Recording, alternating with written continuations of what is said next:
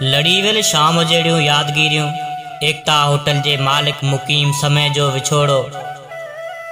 तेरी रुमानी India जे गोठ रबवीरी पछम खां अनवर समूह। अज न ॾिसन अखियूं अजीब जानी जूअ छॾे विया। अखियुनि ठार मन करार करीब जानी जूअ छॾे विया। साथियो मौत हिकिड़ो अहिड़ो प्यालो आहे जंहिंमां असांखे ढुक भरणो ऐं मज़ो चखणो आहे ऐं क़बर हिकु अहिड़ो दर आहे जंहिंमां असां सभिनी खे गुज़रणो आहे। मौत न कंहिंखे छॾियो आहे न छॾींदो, छो त उहा हिकिड़ी रपाक जी अटल हक़ीक़त आहे। कई पैगुंबर औलिया दरवेश हिन विछायल फ़र्श ते आया ऐं पंहिंजी हयाती जा ॾींहं काटे उन राह जा राही थी विया। पर ही जवानी जा अचानक हादसा जीअ झोरे ऐं अंदर खे निपूड़े छॾींदा आहिनि। रत जे रिश्ते वारनि लाइ हिकिड़ी ॿरंदड़ आग जे मथां उघाड़े पेरें पंधु करण बराबरि आहे। ॿ ॾींहं अॻु ॻोठ दुर्बाणे जे महबूब माण्हू मुकीम समय जो ई अचानक विछोड़ो बि कंहिं हादसे खां घटि न आहे। कलम में एतिरी कुवत न आहे जो मुकीम समय जूं ख़िदमतूं खोले ॿुधाए सघे। हीउ उहो मुकीम हो जेको हर मसइले जो हल कढण में अॻुभरो हूंदो हो, चाहे समाजी मसइलो हुजे या सियासी। को मुकीम जी सघ मुताबिक़ कमु हुजे ऐं मुकीम खे परूड़ पए त उहा पंहिंजा कुल कम छॾे सिघो सार लहंदो हो।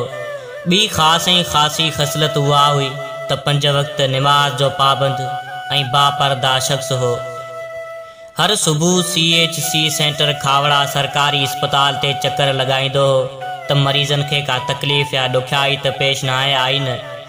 ग़रीबनि मज़लूमनि ऐं ॾुखारनि जो हिकु असासो ऐं ॿांह ॿेली हो।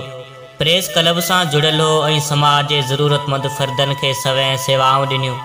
अॼु एकता होटल उञारी आहे ऐं हीउ उञ लहणु नामुमकिन आहे। मुकीम जो विछोड़ो हज़ारे हावनि खे हुरू हणी वियो। सरकारी अस्पताल जो गेट इंतज़ारु करे पियो मुकीम जी आजियां लाइ। रिश्तेदार त छा पर पूरो बनी पछम अंदर मां ओचंगारूं ऐं अखियुनि खां बंदि टोड़े वेठो।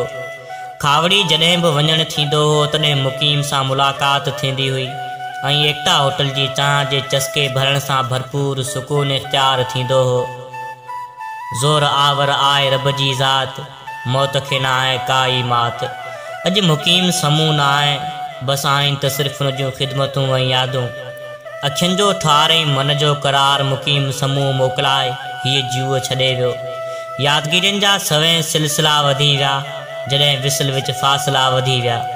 यादुनि जा हक़ीक़ी सिलसिला तॾहिं वधंदा आहिनि जॾहिं मेलाप ऐं विसल दरमियान हमेशह लाइ फ़ासिला पंहिंजा वधाए छॾींदा आहिनि। यादुनि जो समुंड हर हर छोलियूं आहे हणंदो, कंहिंजे यादुनि में माण्हू हर पल आहे तरंदो।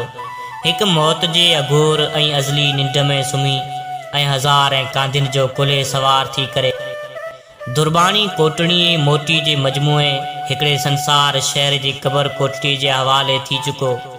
रब पाक मुकीम जी मग़फ़िरत फ़रमाए, क़ौम लाइ कयल ख़िदमतुनि जो अजर अज़ीम अता फ़रमाए ऐं जन्नतुल फ़िरदौस नसीब फ़रमाए।